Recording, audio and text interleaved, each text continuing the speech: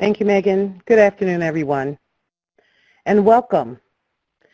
We know that this workshop has a couple of audiences, people who work in two primary areas, vocational rehabilitation, or VR, and interpreters. Our goal today is to improve the knowledge and skill of interpreters working with consumers and clients in voc rehab or vocational rehabilitation who also are impacted by issues of behavioral health. But before we dive into the webinar today, I'd like to say thank you. Thank you to the National Clearinghouse of Rehabilitation Training Materials, better known as the Clearinghouse, for hosting this webinar. Thank you to New Editions for technical and administrative support. Thank you.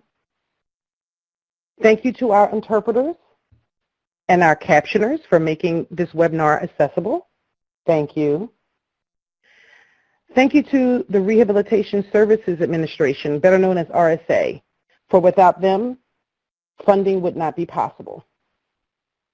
And thank you to you all here, our participants, for taking the time out of your day to come and to take part in our webinar. May I have the first polling question, please?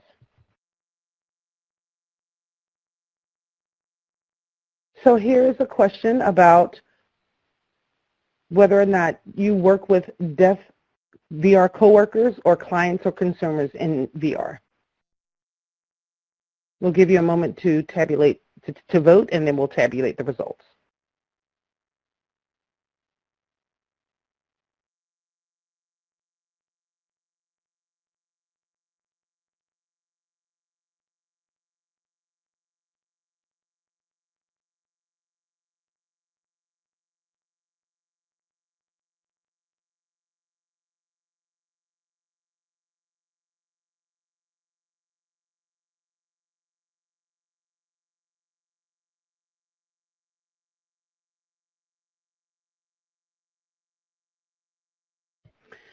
So it looks as if about 130 participants work with VR coworkers or clients and consumers in a VR setting.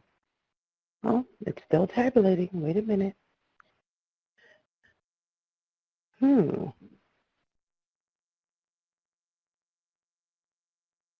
Okay.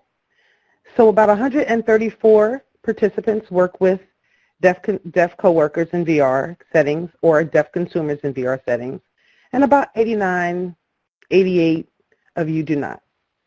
Okay, thank you for that.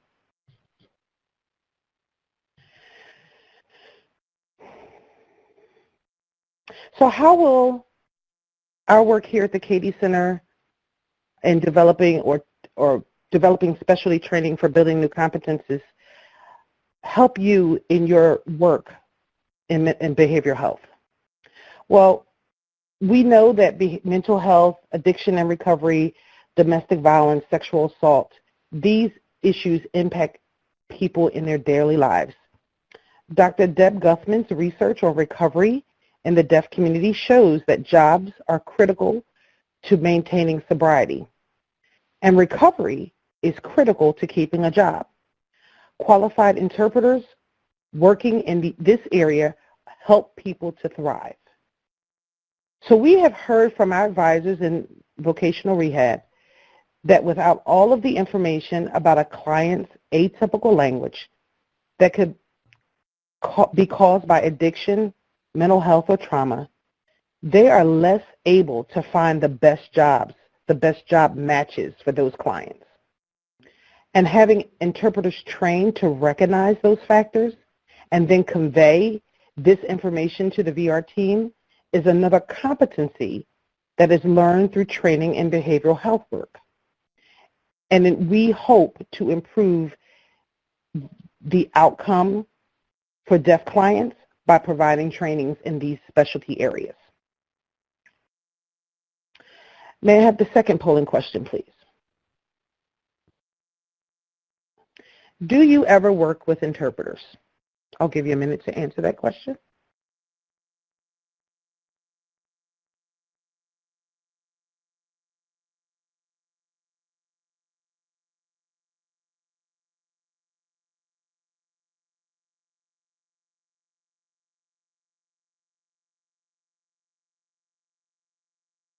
Wow.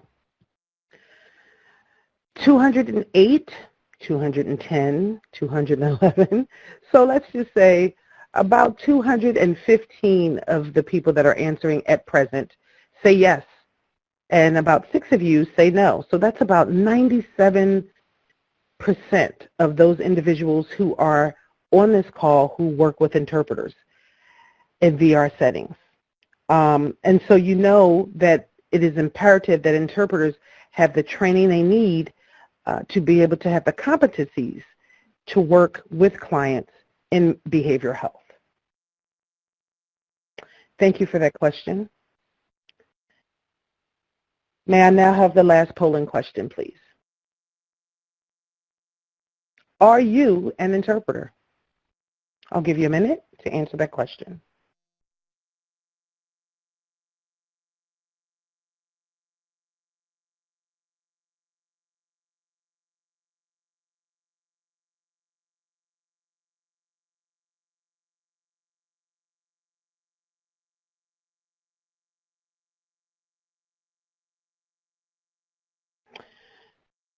So it looks like approximately 220 of you, about 93%, 94% of you have said yes, that you are an interpreter.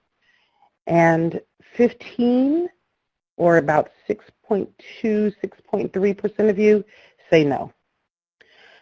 So we know how important it is for interpreters working in behavioral health settings, in VR settings, whether it be interpreting individually or in teams, how important it is to have training in these areas. The number of interpreters in these specialties is lacking. The NCIEC's need assessment identified that interpreters shy away from this work due to lack of familiarity and training. The same study identified that many deaf, hard of hearing, and deaf-blind consumers are going without services. Here in the United States, there are 21 million people suffering with addiction. 21 million people. Out of this number, only 2.5 million are seeking treatment. And this is a statistic for hearing people. So the statistic for deaf people seeking treatment is far less. To date, while there are effective trainings in these specialty areas for interpreters, there aren't enough to satisfy the needs of the deaf community. For the interpreting community, there are no national standards of best practices to guide our work. We here at the CATIE Center have collaborated with the leading experts in the field to provide trainings in these specialty areas for a nationwide audience. So up on your screen, you'll see the agenda. We're going to follow this agenda, and we'll go through and we will talk about why specialize, the learning opportunities, the web shop and modules that are being offered through the CATIE Center, the QMHI supports that are being offered, and we'll talk about those. Bridget will get more into those, and the community of practices that are going to be available, and then we'll have the Q&A session. Before we do that, though, I have some housekeeping that I need to address. I want to address how we will, again, talk about questions. How do you earn RID CEUs and the process for that? And I also want to give you some information about the grant itself. So how will we address questions as they come up? Just please feel free, as you've been doing, to type any questions that you may have in the chat bar, and we will collect those questions, sort them, and address them at the end of the presentation. For those of you who are interested in obtaining RID CEUs, you must be engaged with this webinar for at least 40 minutes or 80% of the time. This applies to everyone attending, no matter the medium, iPad, computer, phone. Anything less, unfortunately, you cannot accrue the CEUs. Of course, we want you to stay with us the entire time, but for those of you who are interested in CEUs, please make sure that you stay for at least 40 minutes if you cannot. Stay the entire time. For this webinar, you will be awarded 0.1 RID CEUs, should you stay the required time frame. At the conclusion of the webinar, a NCRTM survey will be made available. All participants are asked to participate in that survey. In addition, those of you who require or desire RID CEUs, an additional survey will be emailed to you. We ask that you take that survey in its entirety, and upon completion of it, as soon as you click complete, a form titled Request for CEUs will pop up. You need to complete that form, and your CEUs will be processed, and you will receive a certificate of completion. For those of you who may want to go back and review this webinar, or for some of your colleagues who are not able to attend with us today, this webinar will be archived. So anyone interested in watching it, as well as earning CEUs, will have the ability to do so. You will have access to this webinar until July 15th, 2018. Now, information about the grant.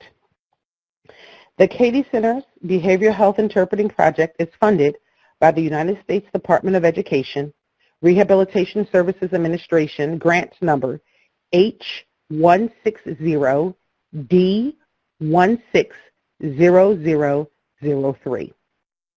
The project aims to increase the number of diverse interpreters working in mental health settings by improving the knowledge, skill, and cultural competencies needed to be effective practitioners.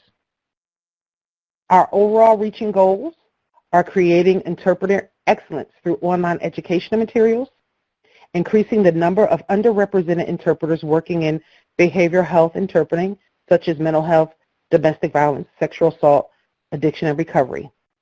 Those underrepresented areas are interpreters of color, interpreters who live in rural areas, trilingual interpreters, deaf interpreters, and men. To outline a pathway of developing competencies in behavioral health interpreting, we're doing that through this webinar, through webshops and modules, and you'll learn about that in a moment. Also, there are support for people who want to pursue the QMHI interpreter certification. There's also a community of practice that will help to foster a more effective work. And with that, again, I thank you for attending, and I will turn the entire webinar over to Bridget Sabatsky. Thank you. Hi, everyone. Thank you so much for joining us for this webinar today. This work started a year ago, and it really has been a labor of love for us. And so I'm excited to let you know some of the materials and programs that we're going to be launching in 2018. The first, could we go to the next slide, please, Megan? This is, well, all right. Specialization, why is it important? I see that we have a lot of interpreters out there, and I know that we have so many interpreters who are already doing this work, are really savvy in this work. But as we started exploring this area, we found many areas of need. NCIEC's needs assessment that was most recent showed that only about 2% of interpreters are doing this work as their full-time employment, so that means there may or may not be occasion for many people to be specializing in this area. As a teacher in an interpreting education program, I also found that how many interpreting education programs are dealing with these specialty contexts in behavioral health. And again, behavioral health for us includes mental health. It includes domestic and sexual violence, otherwise known as domestic violence and sexual assault interpreting, as well as addiction and recovery interpreting. That often how we're dealing with these areas is kind of, like I say, it's abstinence education. We say, hey folks, you may not be ready to do this now, but do it later. And then I talked to my colleagues who are really qualified interpreters, and I sat down with some of them and I said, so why aren't you doing this behavioral health work? And this is really the boat that I was in a few years ago, where I wasn't doing it because I didn't have the training or the knowledge to do it, and I knew that I wasn't qualified. I wasn't trained to be there, even though I had all of my generalist qualifications, even though I'd been certified for many years. And so this is why this is really a labor of love for me, because I want to create a gateway into this work and a pathway through this work. Bridget, I'm sorry, this is Paula. Could you wait a second? We're having an issue. The interpreter went down. Please hold.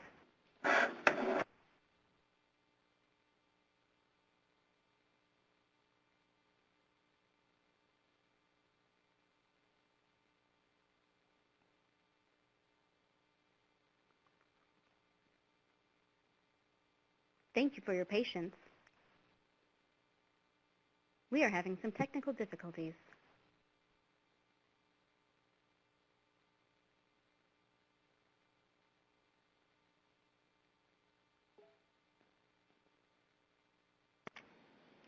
Megan, this is the interpreter. We'll need presenter mode again in order to be able to... Sure. Thank you.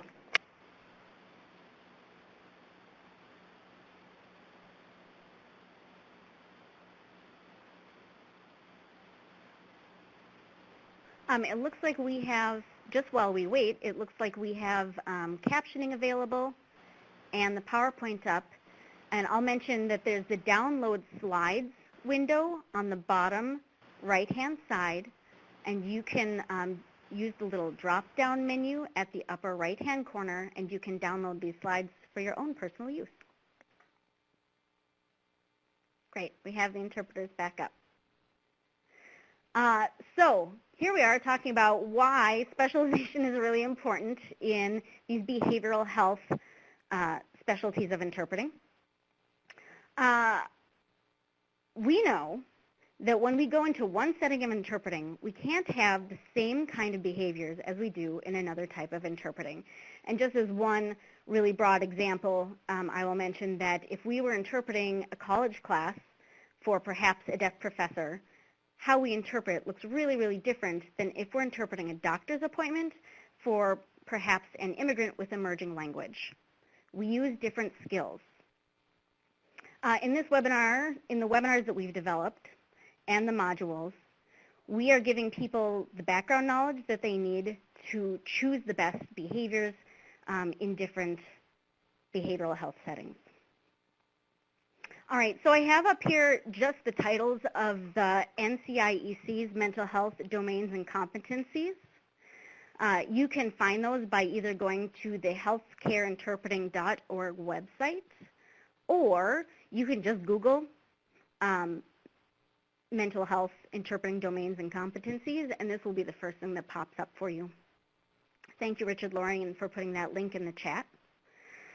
So I will say that so far as our materials go, we're really doing a good job, hopefully, of covering domain number 1, which is mental health care context. This basically means we're giving you information, not as much the ability to apply that information, but after we give you that information, we will help you go on a pathway to learn and how to apply and to be supervised in gaining those competencies further.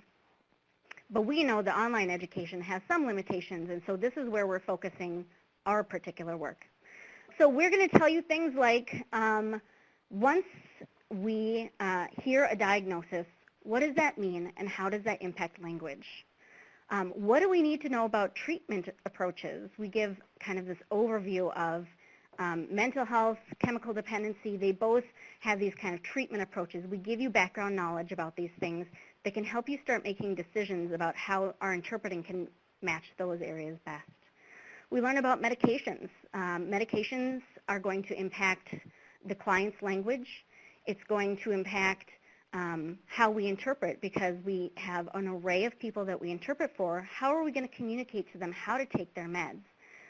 So that's a really important area. And then we also cover things like thought worlds. If somebody is in a recovery program, we provide the theories to understand the approach of the clinicians, as well as maybe some things that give you clues to the thought worlds behind the clients so that the therapists and people in recovery may have their most effective possible treatment sessions. So that's kind of our goal, is to give you some background information about the settings, about the thought worlds of the participants, and the thought worlds of the support providers or whatever people in the helper professions are in that scenario as well. All right. In our domains and competencies, specializing is important because of therapeutic dynamics. Just one of the competencies mentioned in our therapeutic dynamics are boundaries. Boundaries is a word that we found that we talk about frequently in interpreting, but when I started this work, I can't say that anybody had ever particularly defined it for us. We, in our materials, will start addressing what boundaries look like, and something interesting that we found was that in research done by Paula Gajewski-Mickelson, she looked at the RID grievances that we've seen in the past. And she found that interpreters, when they were asked what boundaries mean to them, often it's something that's fairly rigid, and often it's something meant to protect themselves. When the deaf consumers were asked about what boundaries meant, it often was described as something more fluid. And so it's time for us to start talking about what these boundaries look like and how they change. For example, if you're working in addiction and recovery, our boundaries need to be something that protects both the client and ourselves, but most importantly, gives people the room to really grow in their own recovery. And we talk much more in depth about that, but that was just kind of the beginning seed of where we started exploring this. The chemical dependency professionals have guidelines around this that we were able to incorporate in our trainings. But just as an example, when somebody starts treatment, what boundaries are going to look like is very, very different than what happens when they're about to graduate perhaps from a treatment program or when they're out in the community. And so one thing you can look forward to in the CATIE Center discussion on addiction and recovery, that module, is a deeper discussion of boundaries. In Domain 3, it's interpreting therapeutic discourse. One of the big competencies there is recognizing disfluent language. So anytime you're working with a behavioral health professional, they're assessing their clients, and often they're assessing based on the language that they produce. And so it's very critical that we be able to accurately capture the language that's happening, and we're better able to make those decisions if we have information about what the providers are looking for. One thing in particular is that hearing providers may be able to identify if it's a language that's disfluent based on a mental health issue. What they may not be prepared to identify is if there's language issues based on language deprivation.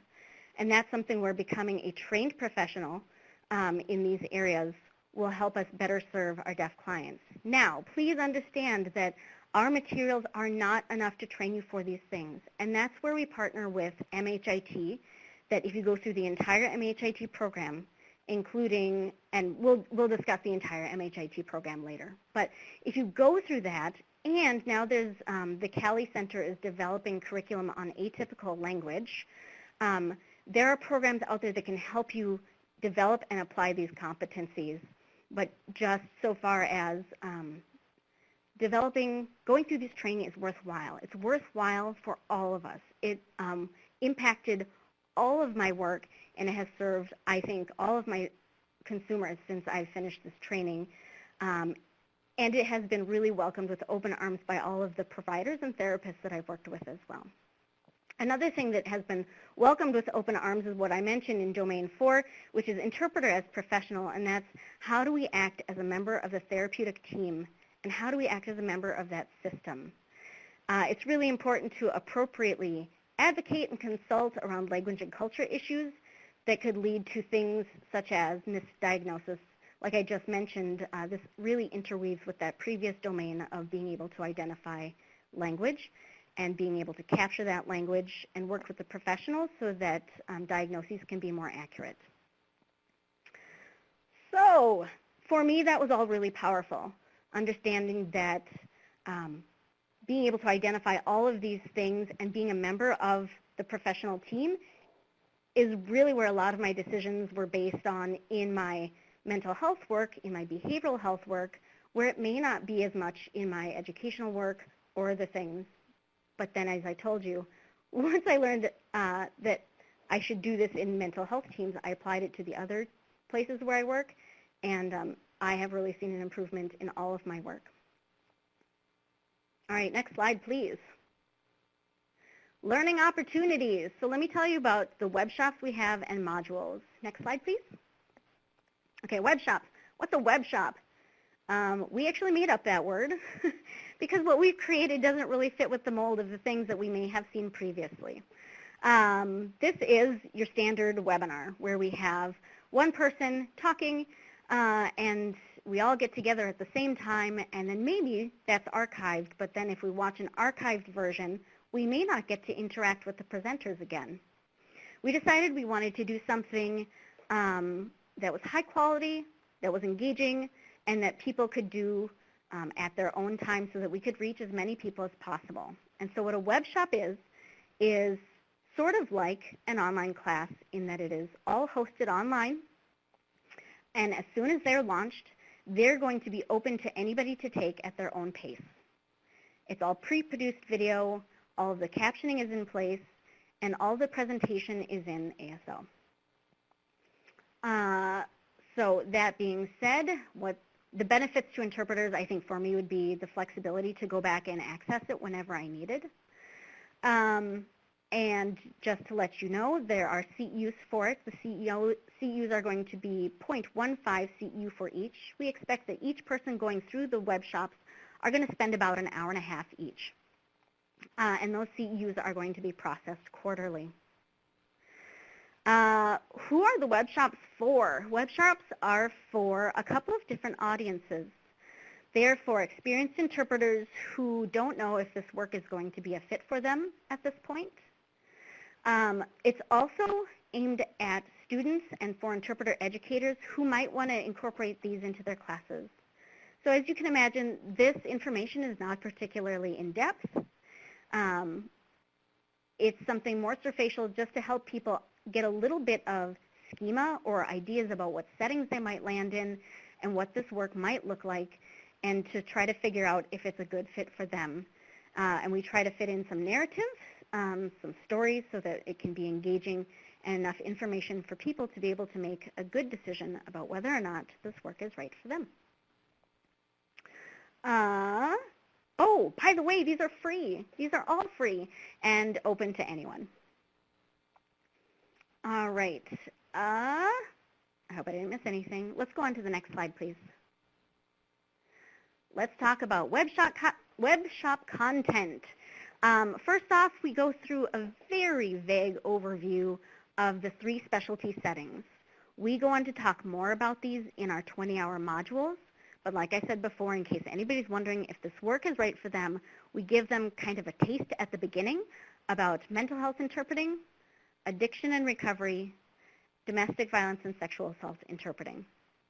Some cool things, just for an example, in our addiction and recovery work, we talk about different journeys that somebody may go through in their recovery journey. So for some people, it's kind of a direct journey from the beginning to the end through maybe detox, inpatient, outpatient, 12-step programs, and then they maintain the recovery, and that's great. And sometimes it's not. Sometimes they have to go through the system a couple times or several times.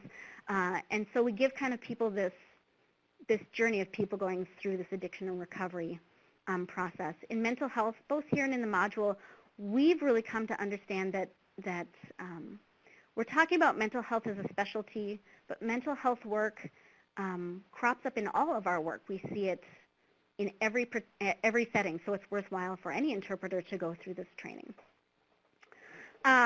Besides our specialty settings, we also have an intersectionality webinar. You know, when you're talking about these specialties, language really gets very layered.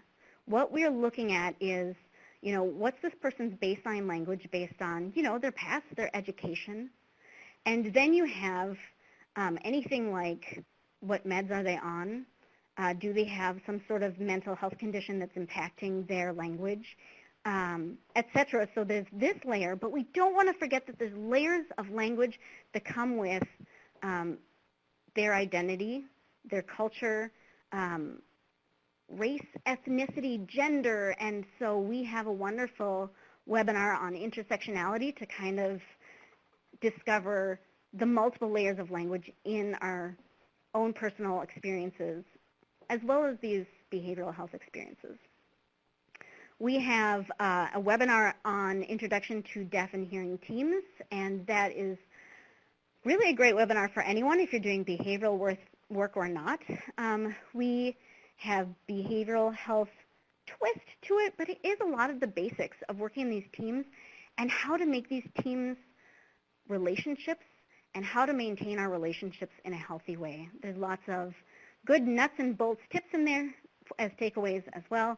So that's a very cool web shop we're going to offer that's being developed right now by a deaf and hearing team from Wisconsin, Kate Block and Tamara First.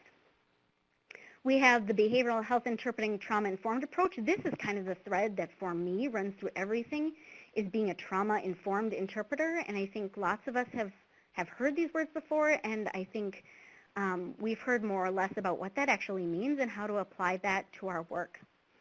So trauma-informed approach is something that we heard from our stakeholders in mental health, in chemical dependency, and in domestic violence and sexual assault interpreting, where they said, yes, this is so critical. So although we talk about it within our big modules, we also pulled it out and did some focused learning on this as well.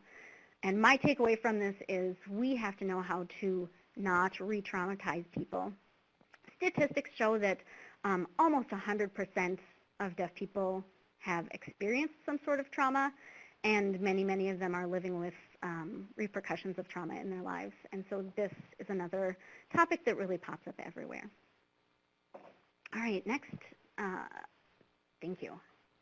We also have modules. Modules are a little bit different. A module is the same thing. It's going to be hosted online. So we're using Canvas, which is an online, what are they called, a learning management system. So it's all going to be housed online. If you've ever taken body language that the CATIE Center had before, it's similar. If you've ever taken an online class, it's similar. In recent years, colleges all work a lot in their online learning systems. So that's where both our web shops and our modules are going to be housed. Our modules are 20 hours, where our web shops were 1.5 hours. And so we are able to go a little bit more in depth in these topics. That's what I have to say about that. Who are they for? These are for interpreters who have certification. We are hoping to invite people with national certification. So that means for us, RID, NAD, and BEI certification, and 3 years of working experience. That's really important to us because we believe that people who go in these specialties should have general community work experience and competencies before we add these competencies on top of that. How much will interpreters learn? So I mentioned this before.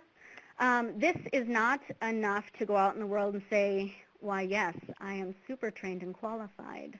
We are giving you as much knowledge and background as we can in 20 hours. So for example, oftentimes there are 40 to 60 hours of training in domestic violence and sexual assault work for advocates. And I know our stakeholders are saying they want the interpreters to go through just as much training. What we gave you in our module is 20 hours of that learning, an excellent jumping off point, but we also realize that there's so much richness in individual communities. For example, here in Minneapolis, we have large Somali communities and we have large Hmong communities. So learning about those pieces of their intersectionality, about that particular culture, and about the particular needs of my community is the next step of learning for my SCDV learning journey. So there you go. You get a lot of information, you get a lot of know-how, and then we also give you steps for how to take that training to the next step, apply it, and hopefully go on to supervision like is provided through MHIT. Modules cost $40. $40 for 2 CEUs? What? It's true. It is a great low cost, and we hope that it's going to be accessible for a lot of people. Like we mentioned, we don't want cost to be a barrier.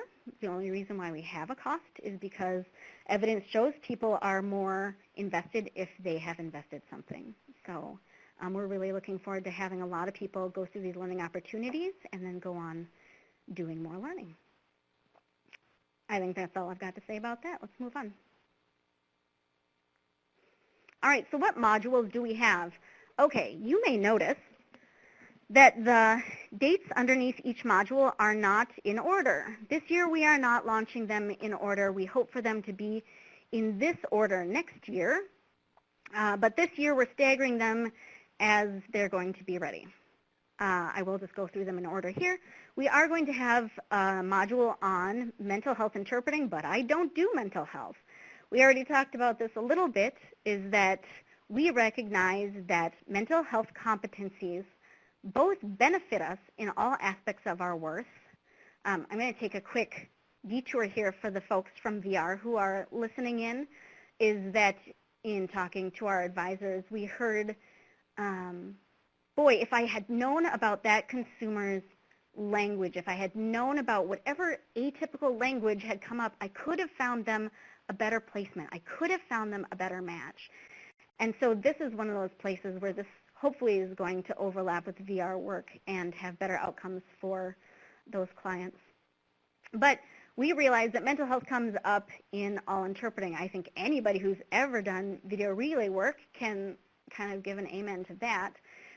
But we see it everywhere. We see it in K-12 education. We see it in, especially in, primary care medical appointments. So being trained in mental health work is beneficial for all of our work all of the time. Introduction to psychopharmacology.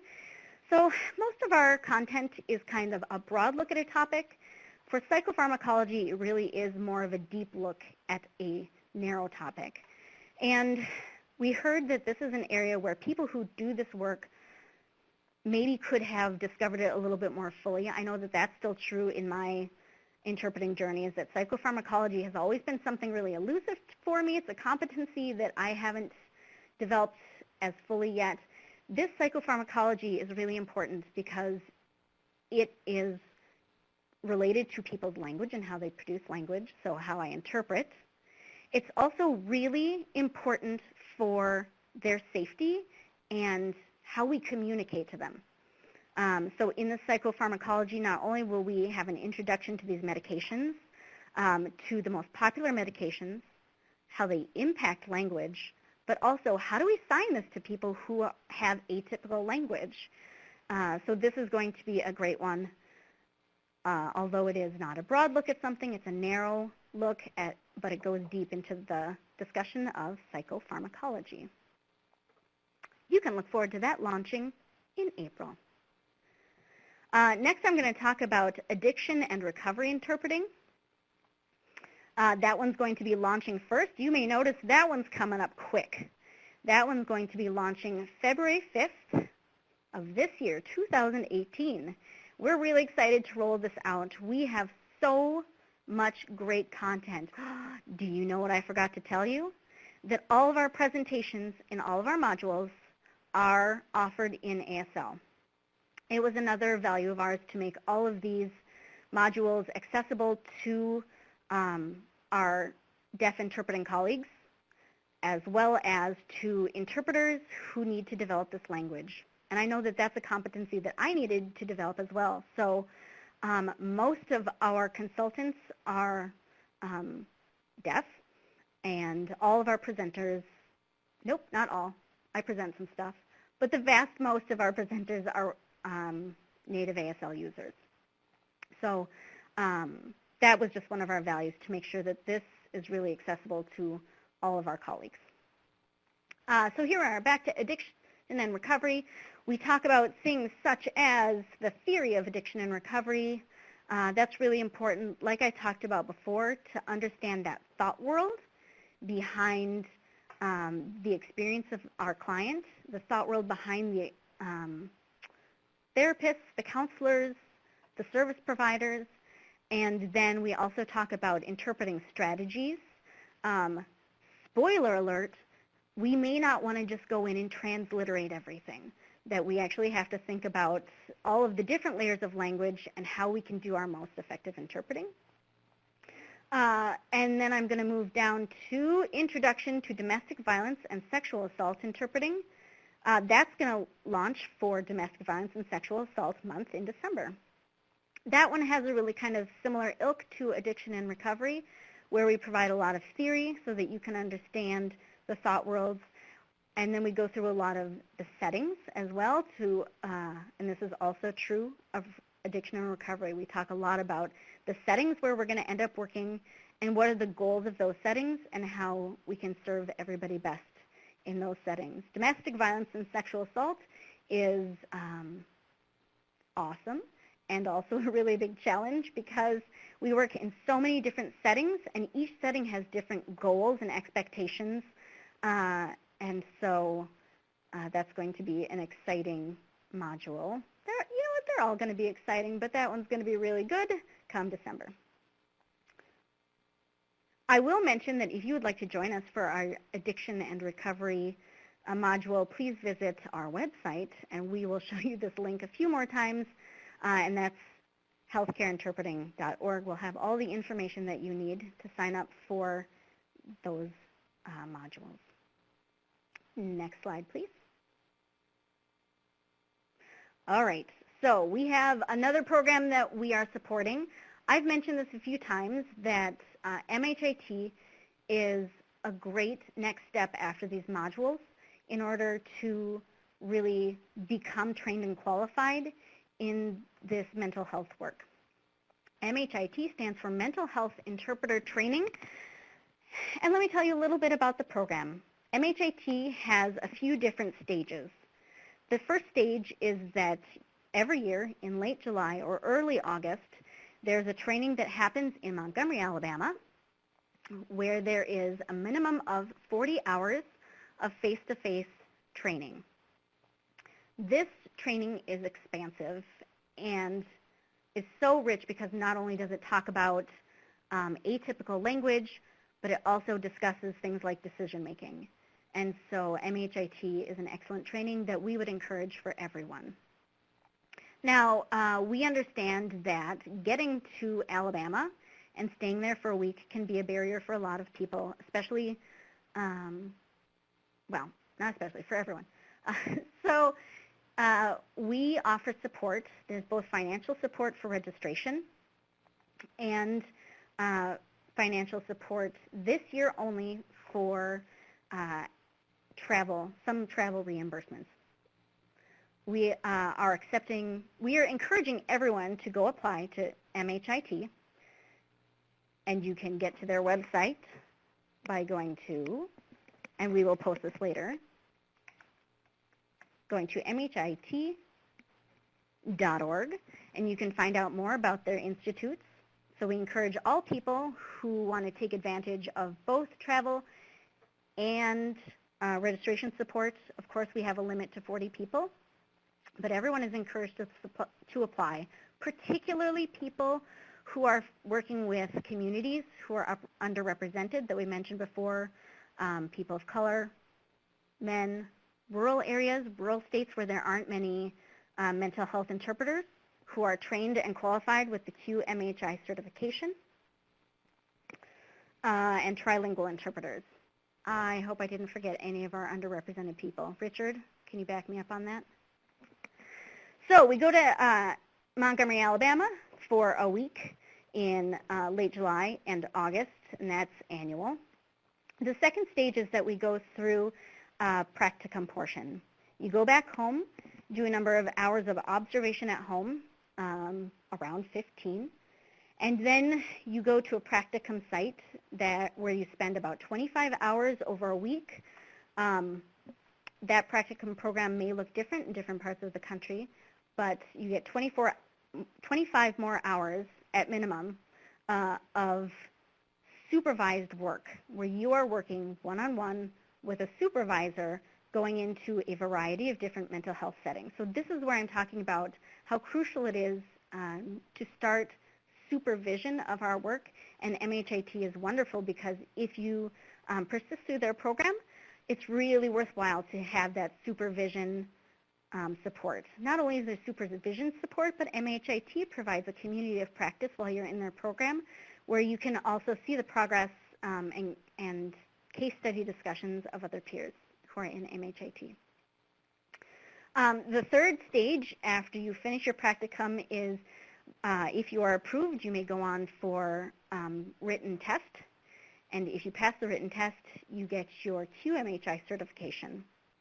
Every year, there is some upkeep in order to keep your QMHI certification. The program is rigorous, and it is worthwhile. And so we are supporting that program in a number of ways.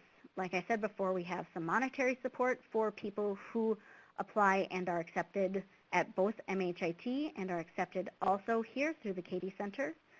And more information for that will be forthcoming.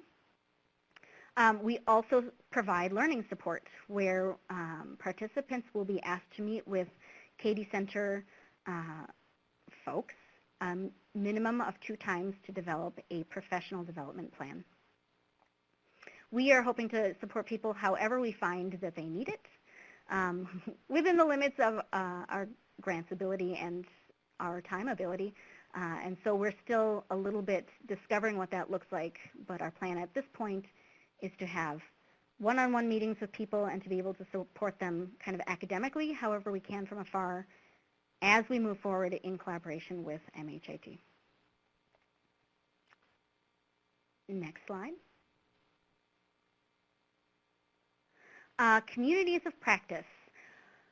We are hoping to have up and running sometime here in 2018 communities of practice for people who are already working practitioners in our 3 areas of behavioral health work. So that means interpreters who are working in mental health work, interpreters who are working in domestic violence and sexual assault work, and interpreters who are working in addiction and recovery work. I know that that has been crucial in my development, is to have other professionals with whom I can have effective and confidential conversations in order to expand my, as it said in the demand control schema, to expand my personal controls and to hear about how we can develop more effective decision making throughout our whole country and the world.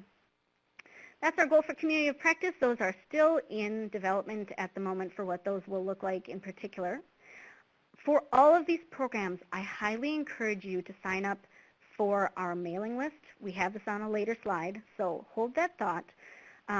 If you get on our mailing list, then we're going to be sending out a ton of information about how to get signed up and when each of these web shops and modules will be launched. Next slide, please. All right, well, here it is. Go to healthcareinterpreting.org for the latest information. Join our mailing list by clicking on the button at the bottom of the page. You can't actually click on the button on the slide. I just wanted to show you what the button looks like. If you have any questions, please contact us at, oops, you can't see it on the slide. It got a little shifted. It's not center@stkate.edu. It's CATIE Center at stkate.edu. Please email us there if you have any questions. But it looks like we have about 10 minutes left. Latanya and Richard, if you have any questions that you've collected over this time, what can we answer for the folks? We actually have. And before we get started with those questions, I just want to say thank you to all of our participants. This chat room has been amazing. People have had some incredible dialogue, and we've got some really good questions. So because we don't have a lot of time, I want to dive into a couple of them, Bridget, maybe that you can help answer some of these. So folks are asking, will people get a certificate after taking the modules? I'm presuming a certificate of completion of some sort. So can you answer that question? I can answer that. Absolutely, we have certificates of completion. We are actually making them optional. I know some people like to have that certificate in hand. Some people don't. But yes, that is part of our CEU process where when you complete our contents, you will absolutely get a certificate of completion. Awesome. Are the workshops and modules plus all of the dates and deadlines on the CATIE Center website? Yes, they are. We have a graphic that unfortunately we weren't able to make accessible on this PowerPoint, but it is up on healthcareinterpreting.org about when things will be launched. I will mention that it does not give a specific deadline for the launch dates for our web shops. They're going to become available as soon as they are ready. They will be launched, and then they're open. When they're open, we will be processing CEUs quarterly, just as a reminder. So as soon as you finish it, you may not get your CEU that next week or whatever. You may get it sometime within that quarter, if that makes sense. Thank you. Can we access the modules at a later date after we've completed it, sort of as like a refresher? Yes. In the past, the CATIE Center has left their materials open for a matter of time. I don't think we fully decided how much time that's going to be. We do understand that people are using our materials as resources, and we value that in the community. So in the past, we've given people access for up to a year. That is not a guarantee or a promise, but yes, you will continue to have access. How long do each of the modules take? Each of the modules, so we will expect that people will put in 20 hours of work for the modules. So that's how they earn 2 CEUs, is that we don't offer you 20 full hours of just staring at videos, although we have a lot of high-quality video content. But some of it is reading that you do on your own. Some of it is discussions. Some of it is, some people call them quizzes. I call them comprehension opportunities to make sure that you've really absorbed everything that you've learned, but we do have activities that look like quizzes. We do have occasionally opportunities for us to do our interpreted work and post our interpreted work online. So there's lots of different opportunities where you take time outside of just looking at the content inside of the module. And so all of that is included in the expectation that you'll spend 20 hours on the modules. Also, the modules go for 5 to 6 weeks, kind of depending on each particular module, but they're self-paced so that you're welcome to go through those modules as it's convenient for you. Fantastic. So here's another question. Someone has asked, do we need to take the modules in a specific order, or can we take the modules as we deem necessary for us? Good question. Yes, I mean, we recognize that these are self-standing. So some people may be even interested in one niche, but not another. And, you know, times in people's lives may or may not be convenient. So you may take these in any order that you see fit. What time of the day are these modules to be presented? Any time of the day that works for you. I mentioned before that it's self-paced. So once you start a module, any time within that 5 or 6 weeks, you have to complete that module. And are the modules, do they have the ability to be utilized in a group setting? Yes, that's a good question too. In the past, the CATIE Center has encouraged people to use these in groups. I'm going to say for at least this first run, we're going to encourage for groups to come into the facilitated module, so the specific time and the specific run that we do it. In the future, that may change. I know at first, having that facilitator, and facilitators will be trained in their particular niche of work, having that facilitator there is going to be really crucial, at least for this first run, and I think we may revisit that later because I know previous grant cycles we have. So yes, and at least for this first year or two, we're going to ask that you come and join us at the specified time that's offered. Now, the web shops, on the other hand, are a lot more flexible in order to do that, right from the beginning.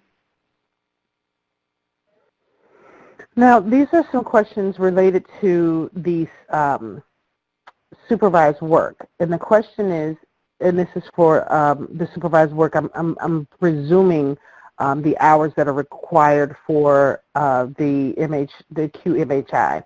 So it says, is the supervised work only located in Alabama? Yeah, I saw Brian McKinney, who is our resident expert, chime in on that chat below. Said there are supervisors outside of Alabama, and word on the street from MHIT is that we're hoping to have even more sites open up sooner than later. And does one have to be RID certified to obtain the QMHI? No. I'm seeing discussion here right now where you need to hold RID certification for a QMHI. No, they accept BEI as well. I see Charlene is in here. I would love to hear from Charlene and Brian to confirm that are there other certifications. From the website, it does say certified, but I don't know if that includes state certification, etc. Or approved. Charlene has written something at the bottom here. Yep. Charlene is telling us RID certified or equivalent, and that means BEI advanced or master, as well as NAD 4.5 or as approved. Thank you. Thank you, Charlotte. And right now we are at 2:28. I think we may have time for one or two more questions that we have not already addressed. So far, I don't think I'm seeing any. I'm going to scroll just to be sure. And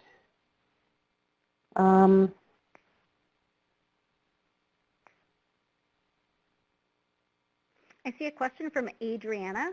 I encourage you to visit the MHIT website. It's very informational. They really go through that all at the training. The training is definitely worthwhile, but you can be in touch with them to get more specific information about practicum sites, unless some of our MHIT folks in visitation would like to answer that here.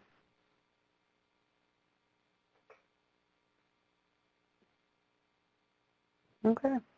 I see Vanessa asking the modules, will they be available next year or only once?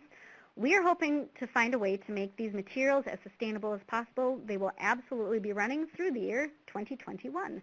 And then thereafter, we will be looking for a home for them so that they can be available in perpetuity. At this point, I'm going to say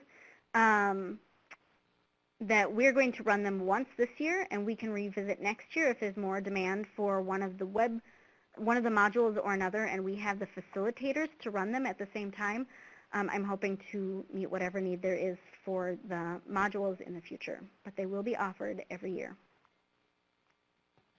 Thank you, Bridget. If you're looking at the chat, Charlene's talking about where we have practicum sites. Awesome. All right, it is 1:30. I would like to respect everybody's time. 1:30 CST, 2:30 EST. We would definitely like to thank you all for attending this webinar. We appreciate the wonderful conversation that has been happening at the bottom of the screen, all of the wonderful questions that you've asked. And I know there are going to be more questions even after this has sunk in a little bit. Please feel free to contact us at the CATIE Center at the email address you see that is now currently showing at the bottom of the screen, and we will be more than happy to answer those questions for you. Thank you all so much. We appreciate your time. Have an awesome, awesome rest of your week. Bye. Thanks, everyone. Bye.